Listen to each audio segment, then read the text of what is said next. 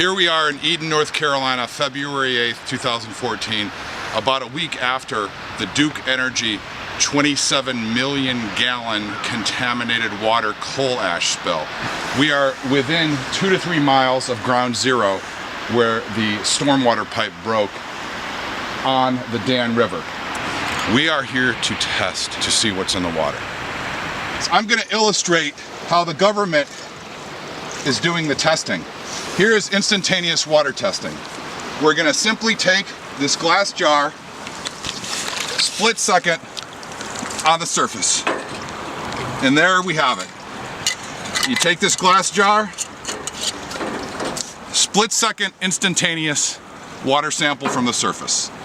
This is what the government is doing, Duke Power is doing for the testing, and the community here is relying on these instantaneous water tests to bathe in the water, to know the water is safe to drink.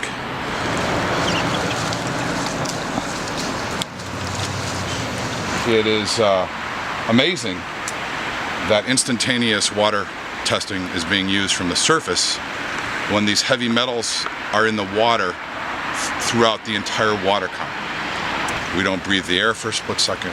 Fish don't live in the water for a split second. We don't bathe in the water for a split second. So why are we relying on results from instantaneous water sample from a split second? Now we are going to deploy the open-celled OpFlex matrix, which is called the environmental indicator, and we're going to deploy it in the entire water column beneath the surface above the bottom. An OpFlex environmental indicator is 12 feet long, and you have one indicator at 0, one at 6, and one at 12 feet. If you're a fish, you're in this water constantly, and this is mimicking how the metals, the other toxins, the other chemicals from the spill are going to be accumulating within your carbon life form. So top, middle, bottom. Yeah, we got the bottom. What do you think?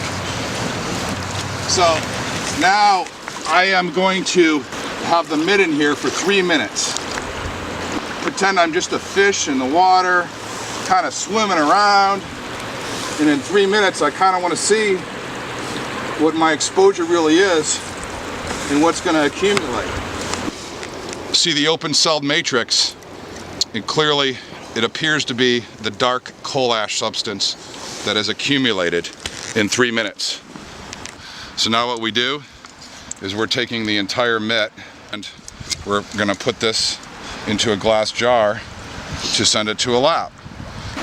Instantaneous water samples from the surface, what accumulated in a 3-minute period. Now look at the difference. 3 minutes in the water, split second in the water.